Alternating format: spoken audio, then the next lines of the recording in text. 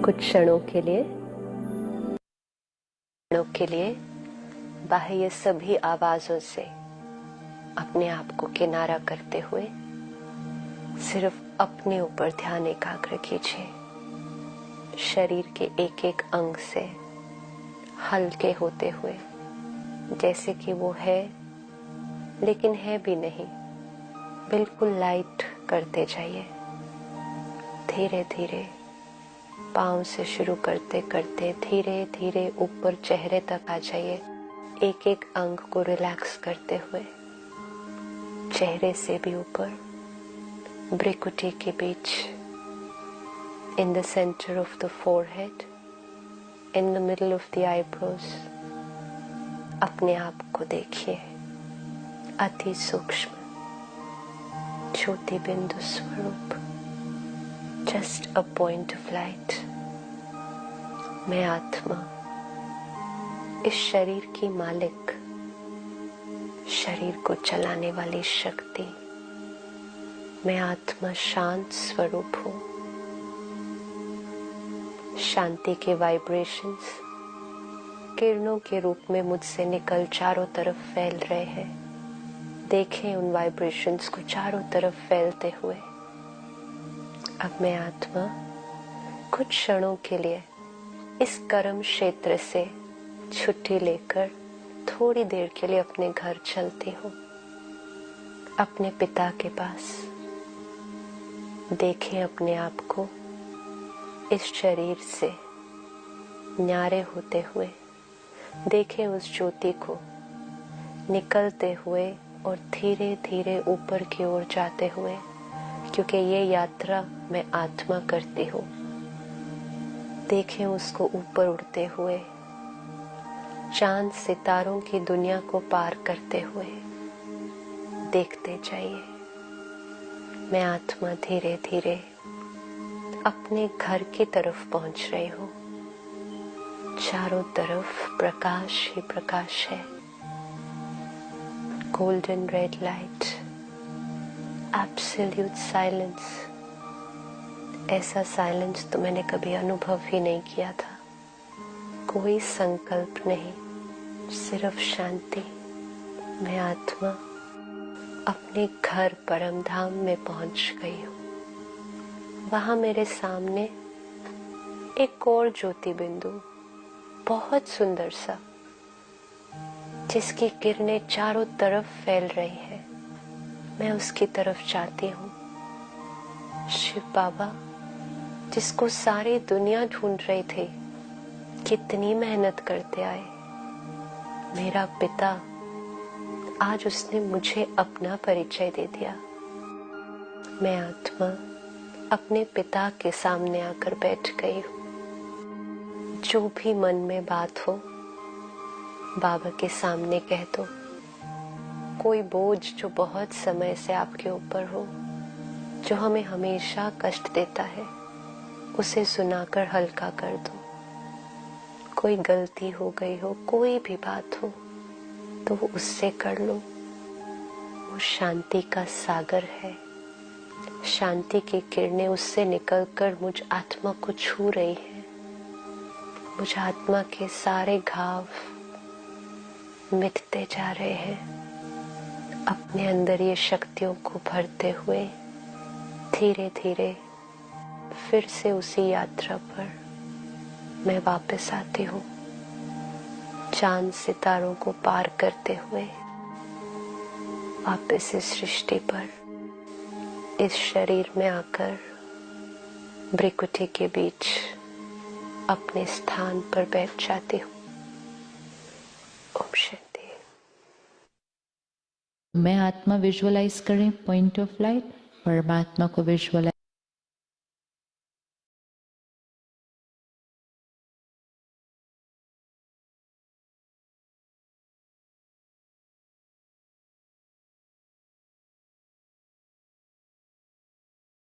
अब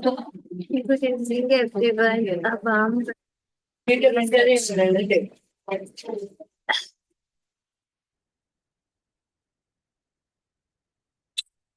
was like his sister Shivani. And now we will start our session.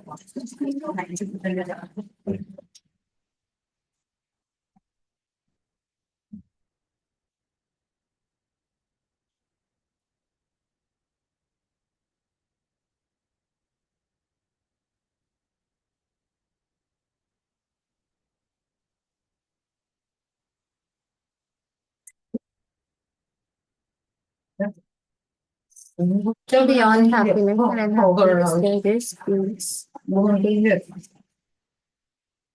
Where doing this heading? Impermanent and we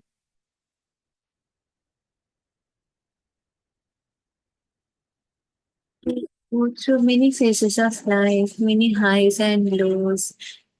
But the most important thing, the most significant thing is that all these phases are necessary for us. The highs and lows both are necessary. They come to teach us, and we need to remember that these are all impermanent. These are our life situation, not us. So we should never identify ourselves and we should never gain our sense of self through these kind of situations.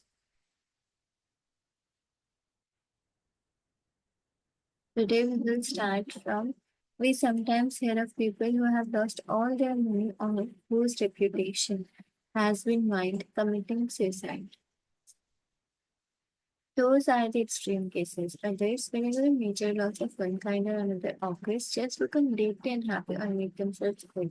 They cannot distinguish between their life and their life situation.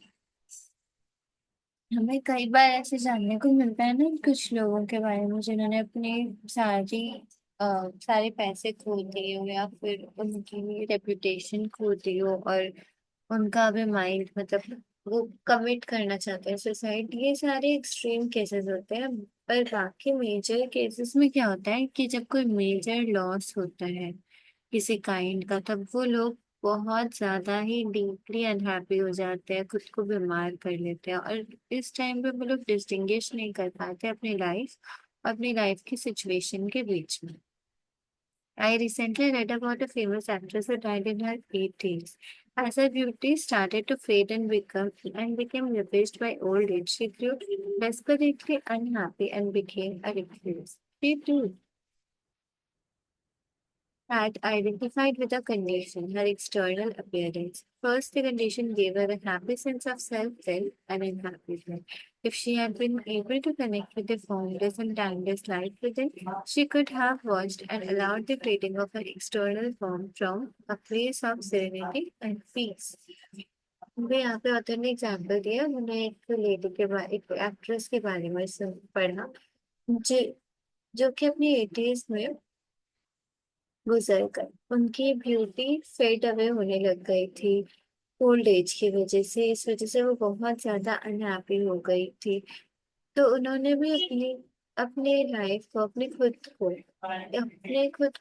Identify कर रखा था एक condition के साथ में और वो condition है उनकी एक्सटर्नल अपीयरेंस इस कंडीशन की वजह से शुरू में तो उन्हें बहुत खुशी मिली एक हैप्पी सेंस ऑफ सेल्फ मिला इसके बाद में अनहैप्पी हुआ अगर अपने अंदर जो फॉर्मलेस और टाइमलेस लाइफ के साथ में कनेक्ट कर पाते तो उन्होंने खुद को देखा होता खुद को ऑब्जर्व किया होता अपने जो एक्सटर्नल फॉर्म है उसको फेड होने के लिए अलाउ किया होता from a place of serenity and peace Moreover, her external form would have become increasingly transparent to the light shining through from her ageless true nature.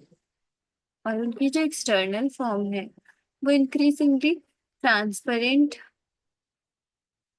होने लग जाती उस लाइट के साथ में जो कि उनकी एजलेस ट्रू नेचर के साथ में शाइन कर रही थी सो beauty would not really have faded but simply become transformed into spiritual beauty. तो अगर उन्होंने खुद को ये फॉर्मलेस और टाइमलेस फॉर्म के साथ में कनेक्ट किया होता तो उनकी ब्यूटी फेड अवे नहीं होती, बल्कि उनकी ब्यूटी ट्रांसफॉर्म हो जाती है एक्सटर्नल ब्यूटी से spiritual beauty. However, nobody told her that this is possible. The most essential kind of knowledge is not yet widely accessible. पर किसी ने भी उनको ये बताया ही नहीं था कि ये पॉसिबल हो सकता है। जो most essential kind of knowledge जो है वो वाइडली एक्सेसिबल ही नहीं है, सबको पता ही नहीं है। वो जो स्पिरिचुअल नॉलेज है, the Buddha taught that even your happiness is dukh, a Pali word meaning suffering or unsatisfactoriness। Buddha ने क्या बताया कि जो हैप्पीनेस है हमारी वो भी दुख ही है। दुख एक पाली वर्ड है जिसका मतलब होता है सफरिंग या फिर अनसेटिस्फैक्टरीनेस। बुद्धा ने ऐसा क्यों बोला कि हैप्पीनेस भी दुख है? हैप्पी जब होता है तब तो हम बहुत ही सेटिस्फैक्टरी फील करते हैं। It is inseparable from its opposite. Buddha ने ऐसा इसलिए बोला क्योंकि वो अपने अपोजिट के साथ में इनसेपरेबल है। मतलब हैप्पीनेस की बात आती है, अनहैप्पीनेस भी आती है। This means that your happiness and unhappiness are in fact, इसका मतलब क्या हुआ कि हैप्पीनेस एंड हैप्पीनेस दोनों एक ही है। Only the illusion of time separates them. इसको सिर्फ और सिर्फ टाइम का इल्यूशन सेपरेट करता है कि एक ही चीज को लेकर के एक हैप्पी फेज आता है और अनहैप्पी फेज भी आता है। This is not being negative, it is simply recognizing the nature of things so that you don't pursue an illusion for the rest of your life। इसका मतलब ये नहीं है कि हमें नेगेटिव हो जाना है, इसका मतलब है हमें सिर्फ सिंपली रिकॉग्नाइज करना है जो चीजें हैं उनके नेचर को रिकॉग्नाइज करना है, ताकि हम उसको एक इल्यूजन में ना जिए अपने जीवन के। Nor is it saying that you should no longer appreciate pleasant or beautiful things or conditions, but to seek something through them that they cannot give. An identity, a sense of permanency and fulfillment is a recipe for frustration and suffering। Author ये नहीं बोल रहे हैं कि हमें appreciate नहीं करना है जो हमारी लाइफ में प्लीजेंट ब्यूटीफुल थिंग्स है, कंडीशंस है, उनको अप्रिशिएट ना करें, ऐसा ऑथर नहीं बोल रहे हैं। पर अगर हम उनसे कुछ सीख करें, अपनी लाइफ के कंडीशन से, कुछ चीजों से हम कुछ ऐसा सीख करें जो कि वो दे ही नहीं पाए, जैसे कि परमानेंसी और फुलफिलमेंट वो चीजें नहीं दे सकती हैं। तो अगर हम उनसे सीख करेंगे ना तो उसका मतलब है कि वो एक रेसिपी मिलेगी फ्रस्ट्रेशन और सफरिंग, क्योंकि बाद में से दुख ही मिलेगा। The whole advertising industry and consumer society would collapse if people became enlightened and no longer sought to find their identity through things। मतलब बोल रहे हैं कि जितनी एडवर्टाइजिंग इंडस्ट्री है, कंज्यूमर सोसाइटी है, वो सब तो पूरी बंद ही हो जाएगी अगर लोग एनलाइटेंड हो गए ना सबके सब। तो फिर कोई भी अपनी आइडेंटिटी को खोजने के लिए नहीं चाहेगा थिंग्स में। The more you seek happiness in this way, the more it will elude you। Nothing out there will ever satisfy you except temporarily and superficially, but you will need to experience many disillusionments before you realize that truth। कोई भी चीज, कोई भी बाहर की चीज हमें कभी भी सेटिस्फाई नहीं कर सकती है। वो सिर्फ और सिर्फ टेम्पोररी सेटिस्फैक्शन हमें मिलती है, सुपरफिशियल सेटिस्फैक्शन मिलती है। ऊपर ऊपर से हमें ऐसे लगता है कि हाँ हम सेटिस्फाइड है, पर वो सब सुपरफिशियल लेवल पे होता है। और इस टाइप की डिसइल्यूजनमेंट्स हमें बहुत सारी हम एक्सपीरियंस करते हैं, तब जा करके ये ट्रुथ हमें समझ आता है। Things and conditions can give you pleasure but they will also give you pain. जो चीजें हैं, कंडीशंस है, वो हमें प्लेजर देती है, उसके साथ पेन भी देती है। Things and conditions can give you pleasure but they can not give you Joy. Nothing can give you Joy. जो चीजें कंडीशंस है वो हमें प्लेजर दे सकते हैं पर जॉय नहीं दे सकते। कोई भी चीज हमें जॉय नहीं दे सकती। Joy is uncaused and arises from within as the joy of being. Joy क्या है? अनकॉज्ड है, वो किसी बाहर के कंडीशन से फोर्स नहीं होता है, अपने आप वो अराइज होता है हमारे अंदर से। जॉय ऑफ बीइंग है वो। It is an essential part of the inner state of peace, the state that has been called the peace of God। और ये एक इसेंशियल पार्ट होता है हमारी इनर स्टेट ऑफ पीस का। जब जो हमारी इनर स्टेट ऑफ पीस है, हम सबके अंदर में जो पीस है, उसका एसेंशियल पार्ट होता है जॉय। और ये जो हमारे अंदर में पीस है, यही है peace of God. It is your natural state, not something that you need to work hard for और स्ट्रगल टू अटेन। ये जॉय हमारी नेचुरल स्टेट है, ये कुछ ऐसा नहीं है जिसके लिए हमें ज्यादा काम करना पड़े, हार्ड वर्क करना पड़े, स्ट्रगल करना पड़े कि हमें उसको अटेन करना है। नहीं, ये हमारी नेचुरल स्टेट ऑफ बीइंग है। Many people never realize that there can be no salvation in anything they do, possess or attain. कुछ लोग कभी ये रियलाइज नहीं करेंगे कि कोई सल्वेशन ही नहीं हो सकता है, मिल नहीं सकता है। जो भी चीज वो करते हैं, possess करते हैं, अटेन करते हैं, उससे सल्वेशन नहीं मिलेगा। Those who do realize it often become world weary and depressed, और जो रियलाइज करते हैं वो वर्ल्ड वेरी और डिप्रेस्ड हो जाते हैं। Nothing can give you true fulfilment, what is there left to strive for, what is the point in anything. Depress क्यों हो जाते हैं? क्योंकि ऐसा सोचते हैं ना कि अगर कोई चीज हमें ट्रू फुलफिलमेंट देगी ही नहीं तो किसके लिए हम मेहनत करें, कुछ भी करने की जरूरत ही क्या है।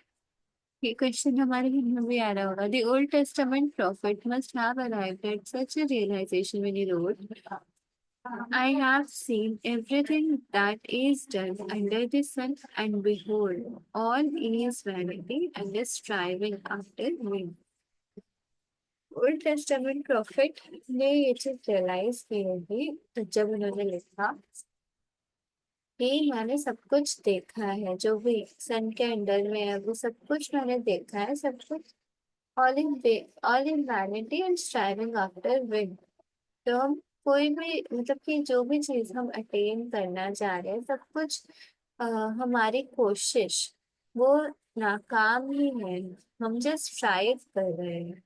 When you reach this point, you are one step away from despair and one step away from enlightenment. जब हम इस पॉइंट पे पहुंच जाते हैं ना, तो हम एक स्टेप दूर हो जाते हैं दुख से, और एक स्टेप दूर हो जाते हैं एनलाइटनमेंट से।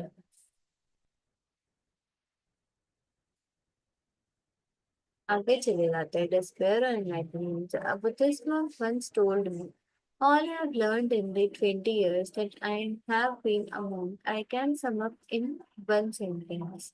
एक बुद्धिस्ट monk ने ऑथर को बताया था कि जो भी मैंने सीखा है इन 20 सालों में, जो monk बनने के बाद 20 सालों में जो सीखा है, उसको वो सब कुछ को समझ कर सकते हैं सिर्फ और सिर्फ एक सेंटेंस में, all that arises passes away. जो भी अराइज होता है वो पास अवे भी करता है। This I know when he meant of course was this. तो ऑथर कह रहे हैं ये चीज उनको पता थी कि इनका जो मतलब है बुद्धिस्ट लोगों के कहने का, वो जरूर ये था कि I have learn to offer no resistance to what is. मैंने ये सीख लिया है कि जो जैसा है, जैसे प्रेजेंट में व्हाट इज जो है, उसको कोई रेजिस्टेंस ऑफर नहीं करना है। मतलब जैसा है उसको वैसे ही एक्सेप्ट कर लेना है। I have learn to allow the present moment to be and to accept the impermanent nature of all things condition. मैंने सीख लिया है कि प्रेजेंट मोमेंट को मैं अलाउ करूं, वो जैसे है वैसे ही उसको एक्सेप्ट करूं, जो इम्पर्मानेंट नेचर है सारी चीजों की, कंडीशंस की, उसको मैं एक्सेप्ट करूं। दस हैव आई फाउंड पीस, और इस तरह से मैंने पीस को खोज लिया। To offer no resistance to life is to be in a state of grace, ease and lightness. जब हम अपनी लाइफ में किसी भी सिचुएशन को, कंडीशन को कोई रेसिस्टेंस नहीं ऑफर करते, तभी हम एक स्टेट ऑफ ग्रेस, ईज और लाइटनेस में होते हैं। ग्रेस, ईज एंड लाइटनेस हम अटेन कर पाते हैं जब हम कुछ भी रेजिस्ट नहीं करते। This state is then no longer dependent upon things being in a certain way, good or bad। और इस स्टेट में वो फिर किसी चीज के ऊपर डिपेंडेंट नहीं होते हैं, चीजों के ऊपर वो डिपेंडेंट नहीं होते, ये चीजें एक सर्टेन वे में हो, गुड बैड, मतलब ये चीज अच्छी होनी चाहिए, सिचुएशन अच्छी होनी चाहिए, तब ही खुशी मिलेगी, तो इसका डिपेंडेंट नहीं है. It seems almost paradoxical, yet when your inner dependency on form is gone, the general conditions of your life, the outer forms, tend to improve greatly.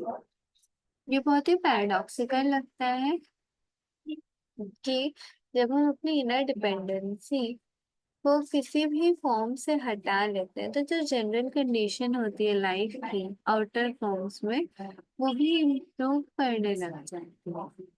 देखिए, जब हमारी डिपेंडेंसी नहीं होती है बाहर की चीजों में, तब हमारे लाइफ की जो बाहर की चीजें हैं वो भी इम्प्रूव करने लग जाती हैं greatly. Things, people, or conditions that you thought you needed for happiness now come to you with no struggle or effort on your part, and you are free to enjoy and appreciate them while they last. जो चीजें हैं, लोग हैं, conditions हैं, जिनके बारे में हमने सोचा था कि हमारी हैप्पीनेस, अगर ये चीज इम्प्रूव हो जाएगी तो हमारी हैप्पीनेस बढ़ेगी, तो उस चीज के लिए हम अभी इतना मेहनत करें, लेकिन जब हम अपनी इनर डिपेंडेंसी को उस चीज से हटा देते हैं तो हमें स्ट्रगल नहीं करना पड़ता, कोई एफर्ट नहीं करना पड़ता, और हम फ्री होते हैं कि हम उनको एंजॉय करें, उनको अप्रिशिएट करें. All those things, of course, will still pass away. Cycles will come and go, but with dependency gone, there is no fear of loss anymore. जितनी भी चीजें हैं वो सब कुछ पास अवे अभी भी करेंगे, साइकिल्स भी आएंगे जाएंगे, पर जो हमारी डिपेंडेंसी है वो चली जाएगी. डिपेंडेंसी चली जाएगी तो फिर फियर ऑफ लॉस, कि अगर इस चीज को खो दिया तो वो फियर ऑफ लॉस भी चला जाएगा, वो भी नहीं रहेगा, और लाइफ हमारी फ्लो करती रहेगी with loss. Happiness that is derived from some secondary source is never very deep. जो हैप्पीनेस हम डिराइव करते हैं कुछ सेकेंडरी सोर्स से, वो कभी भी ज्यादा डीप नहीं होती है. It is only a fair reflection of the joy of being, the vibrant peace that you find within as you enter the state of non resistance. ये सिर्फ एक फेयर रिफ्लेक्शन है of the joy of being, the vibrant peace that you find within as you enter the state of non-resistance. जब हम कुछ चीज को resist नहीं करते तो हमारी जो इनर स्टेट ऑफ जॉय होती है उसी का प्योर रिफ्लेक्शन हमें मिलता है. Being takes you beyond the polar opposites of the mind and frees you from dependency on form. जो बीइंग है वो हमें पोलर अपोजिट्स ऑफ माइंड के बियॉन्ड ले जाती है, और फिर हमें फ्री करती है, वो किसी भी चीज के ऊपर हम डिपेंडेंट नहीं होते. Even if everything were to collapse and crumble all around you, you will you would still feel a deep inner core of peace. अगर सब कुछ कोलैप्स भी करेगा, क्रम्बल भी करता रहेगा हमारे आसपास में, तभी भी हमें क्या फील होगा, एक deep inner core of peace feel होगा.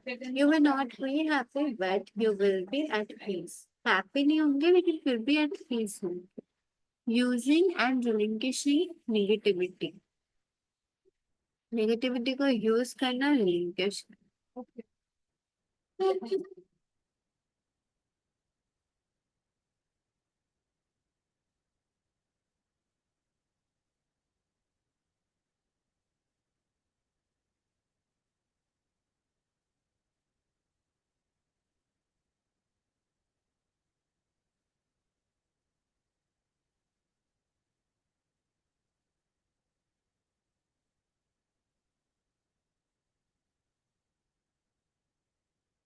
All inner resistance is experienced as negativity in one form or another.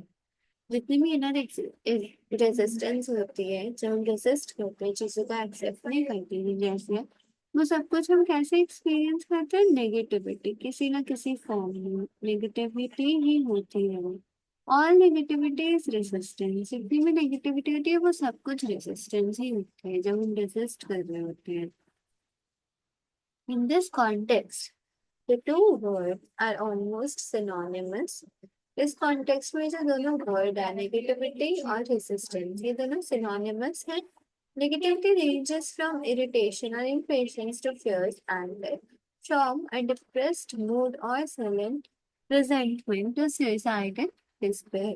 Negativity कैसे रेंज करती है? फ्रॉम इरिटेशन और impatience to fears and, मतलब पहले छोटे रूप में देखें कि एक रेंज अगर हम देखेंगे कि 0 to 10 ऐसे, तो वो पहले इरिटेशन और इम्पेशंस ये एकदम स्मॉल फॉर्म ऑफ नेगेटिविटी है। और फियर्स एंगर बहुत ज्यादा गुस्सा, तो नेगेटिविटी इन सब चीजों को इंक्लूड करती है। फ्रॉम अ डिप्रेस्ड मूड और sudden resentment to suicidal despair. एक डिप्रेस्ड मूड है, कुछ छोटी सी बात है उसको लेकर के उससे सुसाइड जितनी बड़ी बात तक क्रिएटिविटी होती है। Sometimes the resistance triggers the emotional pain body. कुछ टाइम ऐसा होता है जब वो जो रेजिस्टेंस होती है ना वो इमोशनल पेन बॉडी को ट्रिगर करती है। In which case even a minor situation में प्रोड्यूस इंटेंस नेगेटिविटी। और इस केस में क्या होता है कि माइनर कुछ छोटी सी सिचुएशन भी होती है वो भी इंटेंस नेगेटिविटी को प्रोड्यूस कर सकती है, सच एज एंगर, डिप्रेशन और डीप ग्रीफ। इंटेंस नेगेटिविटी जैसे कि एंगर, डिप्रेशन और डीप ग्रीफ को भी ट्रिगर कर देती है resistance. Ego believes that through negativity it can manipulate reality। Ego क्या बिलीव करती है? नेगेटिविटी से वो मैनिपुलेट कर सकती है रियलिटी को and get what it wants. और ईगो ये बिलीव करती है कि इस नेगेटिविटी से वो जो चीज चाहती है उसको पा सकती है। Believes that through it it can attract a desirable condition और dissolve an undesirable one. Ego का ये बिलीफ होता है कि इससे वो अट्रैक्ट कर सकती है एक डिजायरेबल कंडीशन को या फिर कोई अनडिजायरेबल कंडीशन है उसको डिसॉल्व भी कर सकती है। Course in miracles rightly points out that whenever you are unhappy there is the unconscious belief that the unhappiness buys you what you want. वाह। कोर्स इन मिरेकल्स में क्या पॉइंट आउट किया गया है कि जब भी आप अनहैप्पी हो तो आपके अंदर में एक अनकॉन्शियस बिलीफ होता है कि ये जो आप अनहैप्पी हो ना इससे आप वो खरीद सकते हो जो आप चाहते हो, मतलब इस अनहैप्पी फेज के बाद में। If you the mind did not believe that unhappiness works why would you create it? अगर आप मतलब कि यू जो ट्रू सेल्फ वाला यू है वो नहीं, जो माइंड है, क्योंकि अभी हम माइंड के साथ आइडेंटिफाइड है ना, इसीलिए तो जो माइंड है वो अगर ये बिलीव ही नहीं करता कि अनहैप्पीनेस काम करता है तो फिर वो क्रिएट ही क्यों करता? क्योंकि तो माइंड की क्रिएशन होती है फीलिंग्स जो होती है हैप्पीनेस वगैरह। The fact is of course that negativity does not work. अभी फैक्ट क्या है कि नेगेटिविटी वर्क नहीं करता है। Instead of attracting a desirable condition it stops it from arising. Negativity को लेकर के जैसे ये बिलीव है ना कि वो अट्रैक्ट करता है डिजायरेबल कंडीशन को, पर फैक्ट क्या है कि वो उस डिजायरेबल कंडीशन को अराइज करने से ही रोक देते हैं। Instead of dissolving in undesirable one it keeps it in place. Undesirable condition को डिसॉल्व करने की जगह पे वो उसको उसी जगह पे रखता है, मतलब कि डिसॉल्व तो नहीं करता है और अनहैप्पीनेस पे मतलब कि और ज्यादा टाइम के लिए रहती है। Its only useful function is that it strengthens the ego and that is why the ego loves it। इसका एक ही यूजफुल फंक्शन होता है कि ईगो को स्ट्रेंथन करना, और इसी वजह से उनको हमारी ये सब क्रिएट करती है नेगेटिविटी, और ईगो को ये स्ट्रेंथन करती है, इस वजह से ईगो इसको लव करती है। Once you have identified with some form of negativity, you do not want to let go on a deeply conscious level. You do not want positive change। जब आपने आइडेंटिफाई करके रखा होता है कुछ फॉर्म ऑफ नेगेटिविटी से खुद को, तब फिर आप लेट गो नहीं करना चाहते हैं on a deeply unconscious level में। आप कोई पॉजिटिव चेंज ही नहीं चाहते हैं। It would threaten your identity as a depressed, angry और hard done by person. You will then ignore, deny, or sabotage the positivity in your life.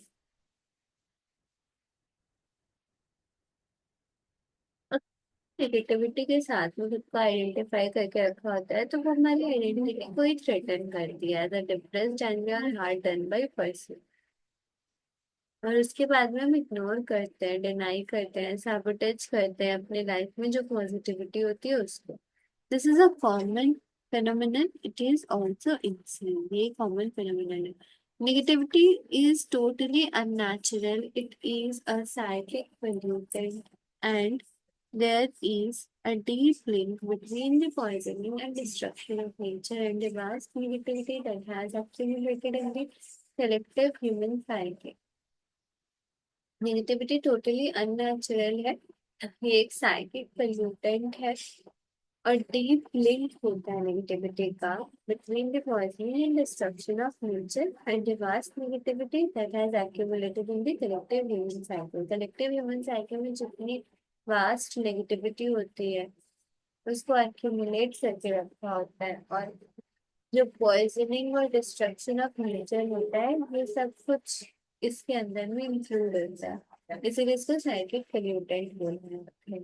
No other no other life form on the planet knows negativity. Only humans, just as no other life form violates and poisons the earth that sustains it. कोई भी life form इस planet में negativity जानता ही नहीं है accept humans. और कोई भी लाइफ फॉर्म हमारी तरह वायलेट नहीं करता है, पॉइजन नहीं करता है उस अर्थ को जिसपे वो रहता है। Have you ever seen an unhappy flower और अ स्ट्रेस्ड ओक ट्री? कभी आपने एक अनहैप्पी फ्लावर या स्ट्रेस्ड ओक ट्री को देखा है? Have you come across a depressed dolphin, a frog that has a problem with self esteem? क्या आपने कभी डिप्रेस्ड डॉल्फिन देखी है? कोई एक फ्रॉग ऐसा देखा है जो कि सेल्फ एस्टीम के साथ में, अपनी सेल्फ एस्टीम के साथ प्रॉब्लम में है? A cat that can not relax, एक कैट जो रिलैक्स नहीं कर सकती, और word that carries hatred and resentment. कोई ऐसी वर्ड देखी है जिसने अपने मन में हेट्रेड रिसाइटमेंट कैरी कर रखा हो? The only animals that will occasionally experience something akin to negativity or show signs of neurotic behavior are those that live in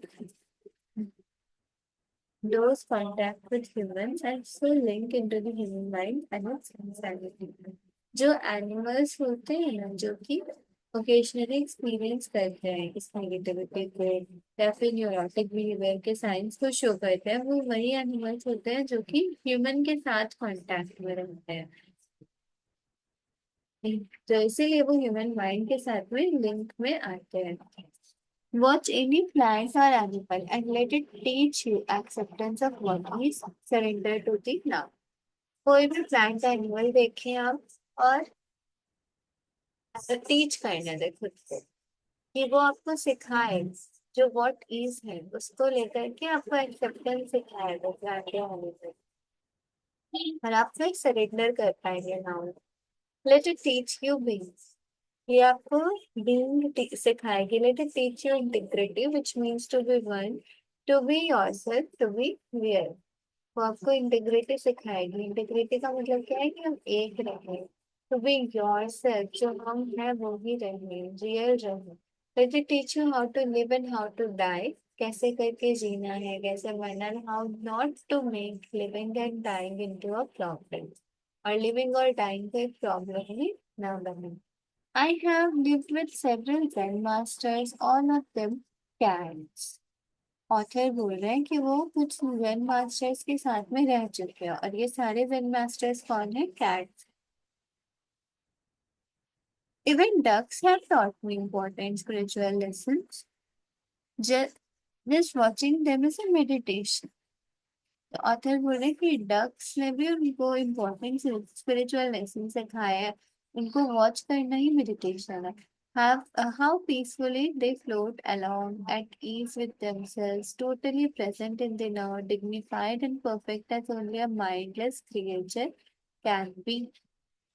कितनी पीसफुली वो फ्लोट करते हैं अपने साथ में, एक दूसरे के साथ में ईज में रहते हैं, पूरी टोटली प्रेजेंट होते हैं, वो प्रेजेंट मोमेंट में नाउ में डिग्निफाइड रहते हैं, परफेक्ट होते हैं। इसीलिए कोई माइंडलेस क्रिएचर हो सकता है।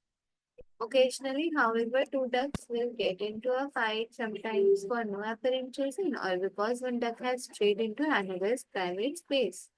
Occasionally, ये लोग झगड़ा भी करते हैं।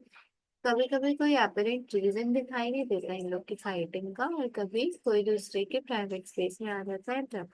The fight usually lasts only for a few seconds and then the ducks separate, swim off in opposite directions and vigorously flap their wings in a few times. और उनकी फाइट होती है वो कुछ ही सेकेंड तक होती है, और ये डक्स उसके बाद सेपरेट करते हैं, अपोजिट अपोजिट डायरेक्शन में चले जाते हैं और अपनी विंग्स को फ्लैप करते हैं कुछ time. They then continue to swim on peacefully as if the fight had never happened. उसके बाद वो इतने peacefully swim करते हैं जैसे कि कोई fight हुई ही नहीं। When I observed that for the first time, I suddenly realized that by clapping their wings, they were releasing surplus energy, thus preventing it from becoming trapped in their body and turning into negativity. Author बोल रहे हैं जब उन्होंने first time ये चीज observe की थी तो उन्होंने रियलाइज किया था सडनली कि ये विंग्स को जो फ्लैप करते हैं उससे ये अपनी सरप्लस एनर्जी को रिलीज करते हैं और प्रिवेंट करते हैं ये जो सरप्लस एनर्जी उनकी बॉडी में जनरेट हुई है वो उनकी बॉडी में ट्रैप नहीं हो जाए, नेगेटिविटी में कन्वर्ट नहीं हो जाए। This is natural wisdom and it is easy for them because they do not have a mind that keeps the past alive unnecessarily and then builds an identity around it.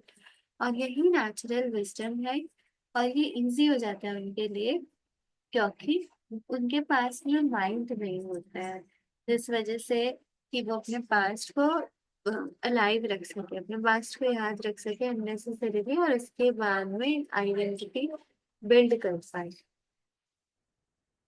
अभी सीकर पूछ रहे हैं couldn't a negative emotion also contain an important message?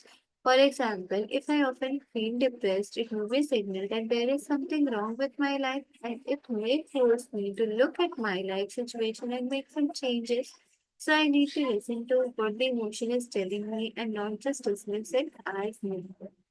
Sikar पूछ रहे हैं कि क्या कोई negative situation important message contain नहीं कर सकती? जैसे एग्जांपल इन्होंने दिया कि अगर कभी वो फील करें डिप्रेस्ड तो ये एक सिग्नल की तरह भी तो हो सकता है ना कि उनकी लाइफ के साथ कुछ गलत है, कुछ गलत हो रहा है लाइफ में, जिसकी वजह से उनको फोर्स, वो इनर मतलब कि एक फोर्स मिला है अंदर से कि वो अपनी लाइफ सिचुएशन में अच्छे से देखे और कुछ चेंजेस करे। तो उ- उनका जो इमोशन है उनको सिखाना चाह रहे हैं, उस चीज को वो सुने, बस उसको डिसमिस ना कर दे नेगेटिव की तरह। तो इस क्वेश्चन का आंसर अभी नोअर देंगे, यानी कि author. Yes, recurring negative emotions do sometimes contain a message as do innocence. जो रेकरिंग नेगेटिव इमोशंस होते हैं मतलब अपने इमोशंस जो बार बार आते रहते हैं वो इम्पोर्टेंट मैसेज कंटेन करते हैं, जैसे कि अगर कोई इलनेस बार बार हो रही है तब वो भी आपको बताएगी कि आपके बॉडी में क्या दिक्कत है। But any changes that you और your surroundings are ultimately only cosmetic unless they arise out of a change in your level of consciousness. पर ऑथर बोल रहे हैं कि जितने भी आप चेंजेस करोगे चाहे अपने वर्क को लेकर, रिलेशनशिप्स को लेकर, सराउंडिंग्स को लेकर, ये सब कॉस्मेटिक ही है, मतलब कि ऊपर ऊपर सुपरफिशियल लेवल पे है। जब तक हम अपने कॉन्शियसनेस के लेवल में चेंज नहीं कर पाएंगे तब तक बाहर की चीजें में जो हम चेंजेस लेकर आएंगे वो सुपरफिशियल ही होगा। And as far as that is concern it can only mean one thing, becoming more present. और ये जितनी भी चीजें होती है उसका एक ही मतलब होता है कि आप और ज्यादा प्रेजेंट में जियो। When you have reached a certain degree of presence you don't need negativity anymore to tell you what is needed in your life situation. जब आप एक सर्टेन डिग्री ऑफ प्रेजेंस की जरूरत ही नहीं है आपको लाइफ में कि आपको और क्या चाहिए अपनी लाइफ सिचुएशन में, but as long as negativity is there use it. पर जब तक आपकी लाइफ में नेगेटिविटी है तो उसको यूज करो, use it as a kind of signal that reminds you to be more present. कैसे यूज करना है इसको? As a kind of signal, signal की तरह यूज करना है, जो कि आपको रिमाइंड करे टू बी मोर पॉजिटिव। अभी सीकर पूछ रहा है, how do we stop negativity from arising and how do we get rid of it once it is there?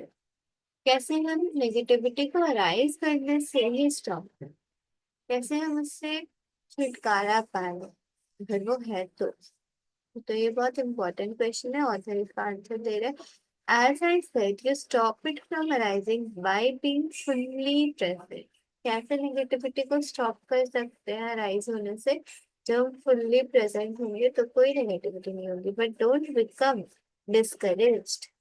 इसका मतलब है कि आपको डिस्करेज नहीं होना है।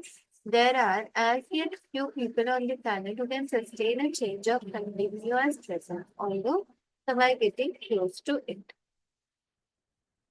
इस दुनिया में बहुत कम ही लोग हैं जो कि ये सस्टेन कर सकते हैं कंटिन्यूअस प्रेजेंस वाली स्टेट को, और कुछ और लोग हैं जो कि उसके क्लोज आ रहे हैं। So I believe there will be many more. Process बोल रहे हैं कि इनको विश्वास है कि बहुत लोग और भी आएंगे। Whenever you notice that some form of negativity has arisen within you, look on it not as a failure but as a helpful signal that is telling you wake up, get out of your mind, move closer. तो जब भी आप किसी form of negativity को notice करो जो कि आपके अंदर अराइज हुई है, उसको एक फेलियर की तरह मत देखो, उसको एक हेल्पफुल सिग्नल की तरह देखो, जो कि आपको बता रहा हो कि wake up, get out of your mind, be present. अपने माइंड से बाहर निकलो और प्रेजेंट हो जाओ। There is a novel by Aldous Huxley called Island, written in his later years when he became very interested in spiritual teachings. एक novel के बारे में ऑथर बता रहे हैं, by Aldous Huxley, called Island. Novel का नाम है आइलैंड, जो कि उन्होंने लिखा था, इन ऑथर ने, अपनी लाइफ के लेटर ईयर्स में, जब वो ज्यादा इंटरेस्टेड हो गए थे स्पिरिचुअल टीचिंग्स में। It tells the story of a man shipwrecked on a remote island cut off from the rest of the world. तो ये एक मैन के बारे में बता रही है जो शिपरेक्ड थे, एक रिमोट आइलैंड में पहुंच गए थे जो कि रेस्ट ऑफ द वर्ल्ड से कट ऑफ हो गए थे। This island contains a unique civilisation. इस आइलैंड में एक यूनिक सिविलाइजेशन थी। The unusual thing about it is that in its inhabitants, unlike those of the rest of the world, are actually same. इसके inhabitants बाकी दुनिया को छोड़ करके एक्चुअली वो लोग सेम थे। The first thing that the man notices are the colorful parrots perched in the trees, and they seem to be constantly croaking their words, attention here and now, attention here and now. तो पहली चीज जो उन्होंने notice करी थी कि जो colourful parrots थे जो पेड़ पे बैठे हुए थे, वो बार बार क्रोक कर रहे थे। क्या बोल रहे थे? Attention here and now, attention here and now. We later learned that the islanders taught them these words in order to be reminded continuously to stay present. और धीरे धीरे वो जानते हैं, जो रिमोट आइलैंड पे पहुंच गए थे, धीरे धीरे उन्हें पता चलता है कि जो आइलैंडर्स थे, आइलैंड पे जो रहने वाले थे, उन्होंने ही उन पैरेट्स को ये वर्ड सिखाए थे, ताकि जब वो पैरेट्स इन वर्ड्स को रिपीट करेंगे तब फिर वो जो आइलैंडर्स है उनको बार बार याद आते रहेगा कि वो प्रेजेंट में रहे। तो whenever you feel negativity arising within you, whether caused by an external factor, a thought, or even nothing in particular that you are aware of, look on it as a voice saying attention here and now. तो जब भी आपको अपने अंदर भी negativity arise होती हुई दिखे, तो कोई भी एक्सटर्नल फैक्टर की वजह से जब नेगेटिविटी अराइज होती है और टाइम और कुछ भी नथिंग पर्टिकुलर, कोई ऐसी चीज हमें ना दिखे, उसका कोई कॉज ना दिखे, तो उसको एक वॉइस की तरह आप देखें कि वो वॉइस आपको बोल रही है attention here and now, wake up. Even the slightest irritation is significant and needs to be acknowledged and looked at. कोई स्लाइटेस्ट इरिटेशन भी होता है ना, वो भी सिग्निफिकेंट होता है। कभी कभी हम एकदम थोड़े से इरिटेट होते हैं, लेकिन फिर भी जो स्लाइट इरिटेशन भी रहेगा वो भी सिग्निफिकेंट होगा, और उसको भी हमें एक्नॉलेज करना है, उसको भी देखना है। Otherwise there will be cumulative buildup of unobserved reaction. क्योंकि अगर हम ऐसे ही छोड़ देंगे ना, अनअटेंडेड छोड़ देंगे, तो फिर बहुत सारा बिल्डअप हो जाएगा अनब्लॉक्ड रिएक्शंस का, कि हम कुछ भी रिएक्ट कर देंगे. As I said before, you may be able to just drop it once you realize that you don't want to have this energy field inside you and that it serves no purpose. जैसे कि author ने पहले भी बताया कि इसको हम ऐसे ही ड्रॉप कर सकते हैं जब हम रियलाइज कर लें कि हमें ये चीज, ये एनर्जी फील्ड में अपनी नहीं चाहिए, अपने अंदर नहीं चाहिए और इसका कोई पर्पस नहीं है हमारी लाइफ में, but then make sure that you drop it completely. पर इसमें हमें ध्यान क्या रखना है कि इसको ड्रॉप हमें completely करना है. If you cannot drop it, just accept that it is there and take your attention into the feeling as I pointed out earlier. अगर आप इसको completely ड्रॉप नहीं कर पा रहे, छोड़ नहीं पा रहे, तो उसको एक्सेप्ट कर लो और उसके ऊपर अपना पूरा अटेंशन दे दो, उसको पूरी तरह से एक्सेप्ट कर लो उस फीलिंग को कि हाँ ये फीलिंग अराइज हुई है, जैसे कि उन्होंने पहले भी बताया है, पॉइंट आउट किया है. As an alternative to dropping the negative reaction you can make it disappear by imagining yourself becoming transparent to the external cause of the reaction. एक ऑल्टरनेटिव और भी हो सकता है इसको ड्रॉप करने की जगह कि हम इसको डिसअपियर भी कर सकते हैं. You can make it disappear by imagining yourself becoming transparent to the external cause of the reaction. हम अपने आप को इमेजिन कर सकते हैं कि हम ये जो एक्सटर्नल कॉज है रिएक्शन का, इससे ट्रांसपेरेंट हो जा रहे हैं. I recommend that you practice it with little, even trivial things first. तो ऑथर रेकमेंड कर रहे हैं कि हम इसको पहले छोटी छोटी बातों में ही प्रैक्टिस करें. Let's say that you are sitting quietly at home. तो जैसे इन्होंने बोला कि अपने घर में आप सोचिए कि आप एकदम चुपचाप बैठे हुए हैं. Suddenly, there is the penetrating sound of a car alarm from across the street. और उसके बाद अचानक से कार का कोई अलार्म बज रहा है बाहर से. Suddenly, irritation arises. अब फिर इरिटेट हो गए आप. What is the purpose of the irritation? None whatsoever.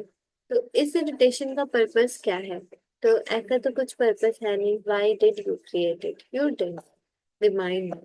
तो आपने क्रिएट क्यों किया? आपने क्रिएट क्यों किया? माइंड ने क्रिएट किया. It was totally automatic, totally unconscious. और ये टोटली ऑटोमेटिकली क्रिएट हुआ है, अनकॉन्शियसली क्रिएट हुआ है. Why did the mind create it? अब ये माइंड ने क्यों क्रिएट किया? Because it holds the unconscious belief that its resistance which you experience as negativity or unhappiness in some form will somehow dissolve the undesirable condition.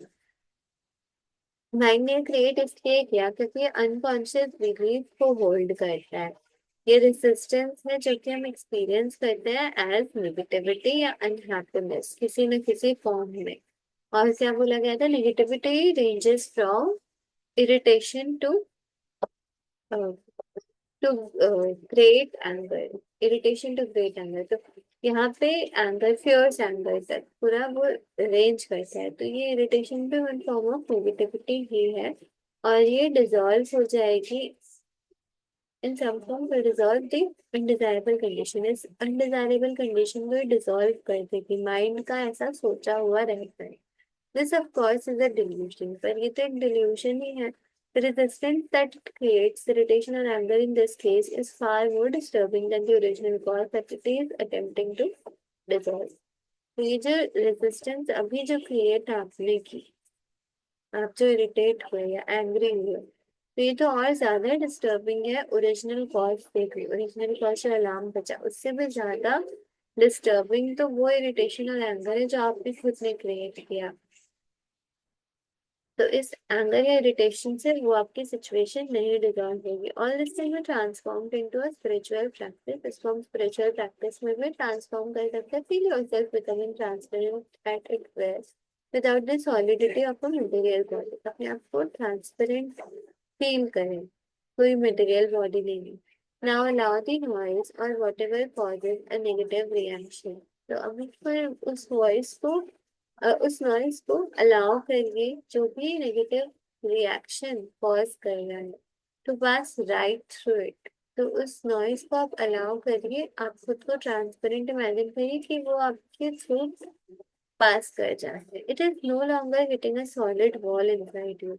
और वो जो cause है वो आपके अंदर के कोई सॉलिड वॉल को हिट नहीं कर रहा है। I said practice with little things first. तो जैसे ऑथर ने बोला कि पहले छोटी छोटी चीजों से आप प्रैक्टिस करिए, the car alarm, dog barking, children screaming, traffic jam. Instead of having a wall of resistance inside you that gets constantly and painfully hit by things that should not be happening, let everything pass through you. तो हम जब छोटी छोटी चीजों में ऐसे सोचते हैं ना कि ये चीज नहीं होनी चाहिए, ऐसे नहीं करना चाहिए, ये सिचुएशन ऐसी नहीं होनी चाहिए, तो ये हम क्या कर रहे हैं, हम रेजिस्ट कर रहे हैं। अभी ऑथर हमें सजेस्ट कर रहे हैं कि खुद को ट्रांसपेरेंट पूरा आप विजुअलाइज करिए, वैसे फील करिए, और जो भी चीज है जिसको आप रेजिस्ट करते हैं, पसंद नहीं करते, उसको फील करिए कि वो आपके थ्रू पास हो जा रहे हैं। और आपके आपके अंदर में कोई भी चीज को वो हिट नहीं कर रही है, कोई सॉलिड वॉल को। somebody says something to you that is rude or designed to hurt. Instead of going into unconscious reaction and negativity, such as attack, defense, or withdrawal, you let it pass right through you. कोई ने कुछ ऐसा कह दिया जो कि rude था, hurt हुआ, तो उसके बाद में आप अनकॉन्शियस रिएक्शन में, नेगेटिविटी में जाने से अच्छा है कि आप उसको लेट करें, आप उसको अलाउ करें कि वो आपके थ्रू पास कर जाए।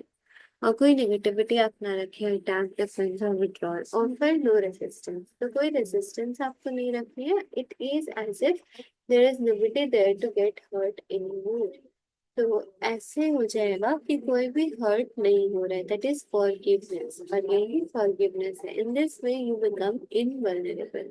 इस तरह से आप इनवल्नरेबल हो जाएंगे। You can still tell that person that his or her behavior is unacceptable if that is what you choose to do। तो हम तभी भी उस पर्सन को बोल सकते हैं कि उसका बिहेवियर अनएक्सेप्टेबल है, but that person no longer has the power to control your inner state. पर उस पर्सन के पास में अब कोई पावर नहीं है कि आपकी इनर स्टेट को वो कंट्रोल करे। You are then in your power, और तब आप अपनी खुद की पावर में होते, नॉट इन समवन एल्स, किसी और की पावर में होते, not are you run by your mind. तो आप अपने माइंड के थ्रू रन नहीं हो रहे। Whether it is a car alarm, a rude person, or flood, an earthquake, or the loss of all the possessions, the resistance mechanism is the same। तो author बता रहे हैं कि छोटी से बड़ी चीजों को भी अगर हम देख लेंगे, रेजिस्टेंस मैकेनिज्म यही सेम होता है कि ऐसा नहीं होना चाहिए, उनको ऐसा नहीं करना चाहिए। चाहे कोई पर्सन हो, थिंग हो, कोई लाइफ सिचुएशन हो, हमें रेजिस्ट नहीं करना है, उसको हमें अलाउ करना है, उसको मतलब लेट करना है कि वो हमारे थ्रू पास हो जाए। So we will keep it till here. Thank you so much for joining today.